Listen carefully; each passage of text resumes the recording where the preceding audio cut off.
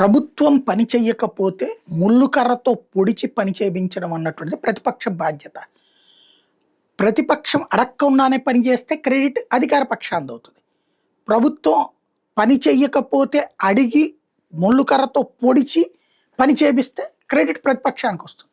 ఇప్పుడు తాజాగా రేవంత్ రెడ్డి మంత్రివర్గం కిమ్స్ మీద ఏదైతే దాన్ని ఏమంటారు టిమ్స్ మీద నిర్ణయం తీసుకుంది. ఈ టిమ్స్ అనేది super speciality hospital. 4 super speciality ఆసుపత్రిని వేగంగా పూర్తి చేయడానికి కేబినెట్ నిర్ణయించింది. వరంగల్లోని సూపర్ స్పెషాలిటీ ఆసుపత్రి, ఎల్బీ నగర్, సనత్ నగర్, ఆల్వాల్ టిమ్స్ నిర్మాణాలు వేగవంతం చేయాలని నిర్ణయించింది. ఇది చాలా కీలకమైంది. ఇది ఎవరు ఎప్పుడు తీసుకుంది నిర్ణయం? నిన్న.